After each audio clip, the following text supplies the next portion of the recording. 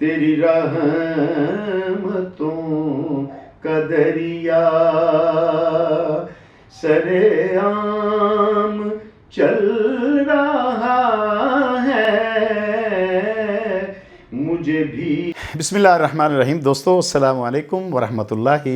وبرکاتہ۔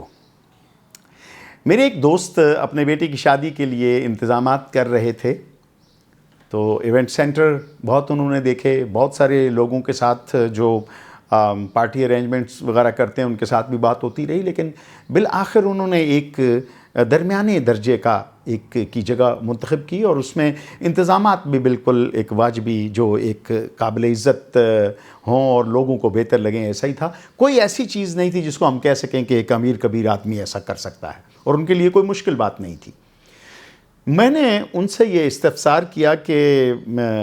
آپ کو یہ عمل مبارک، لیکن مجھے سمجھ نہیں آئی، آپ تو اس سے زیادہ کہیں زیادہ یہ سارا کچھ بہتر انتظامات کر سکتے تھے، اچھی جگہ، اچھے انتظامات، اچھے ڈیکوریشن، سارا کچھ ہو سکتا تھا۔ لیکن تو انہوں نے مسکرا کے کہا کہ آپ نے نوٹس کر لیا، دراصل ہم نے اپنے گھر میں یہ مشورہ کیا تھا کہ بیٹے کی شادی پہ اخراجات جو ہم زیادہ سے زیادہ کر سکتے ہیں وہ ہم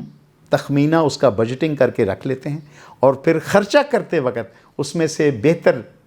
خرچ کر کے باقی بچا کے کسی اور کی بیٹی کی شادی کے لیے اس کی مدد کر سکتے ہیں۔ تو یہ ہم نے اور طے کیا اور اس پر عمل کیا۔ اللہ کا شکر ہے کہ ایک شادی کا خرچہ ہمارے بیٹے کی شادی کی میں سے نکل آیا۔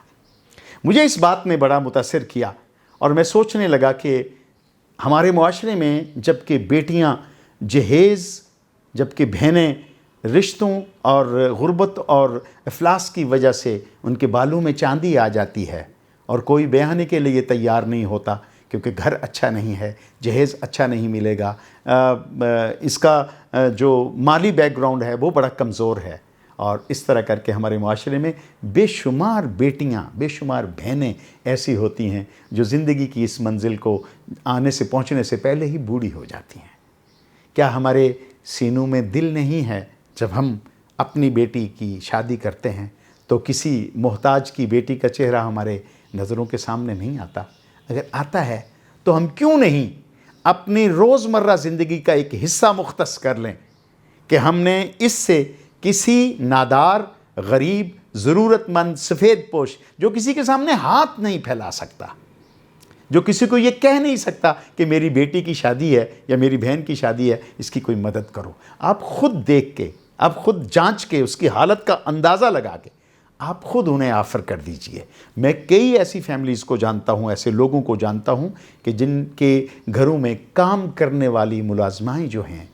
وہ جب ان کی شادی ہوتی ہے تو پورے جہیز کا اسی طرح سامان ان کے گھر سے جاتا ہے جیسے وہ اپنے بچوں کے لیے کرتے ہیں۔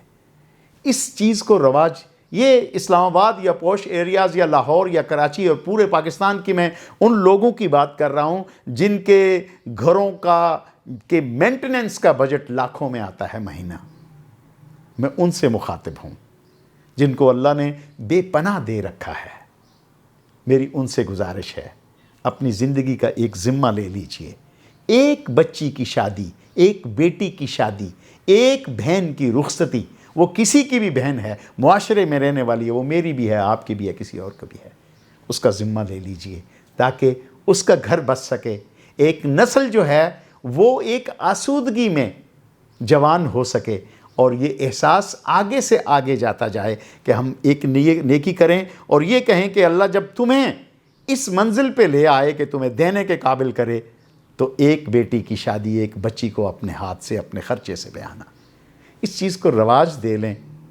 آپ یقین مانیں کہ ہمارے گھروں میں ہماری جو کلازٹ اور کبرڈ اور ہماری جو الماریاں ہوتی ہیں، کپڑے رکھنے کی جگہ ان میں باقی نہیں بچتی، جوتا رکھنے کی جگہ ان میں باقی نہیں بچتی، اتنا ہمارے پاس فالتو سامان ہوتا ہے۔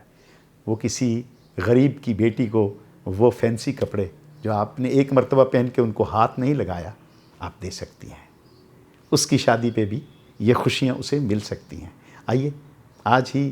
ایک نیک ارادے کی ابتدا کرتے ہیں اور کوشش کرتے ہیں کہ ہمارا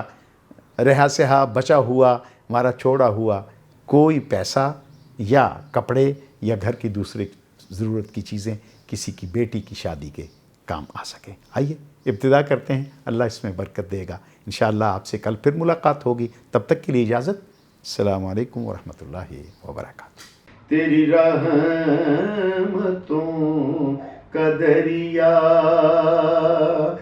سرے عام چل رہا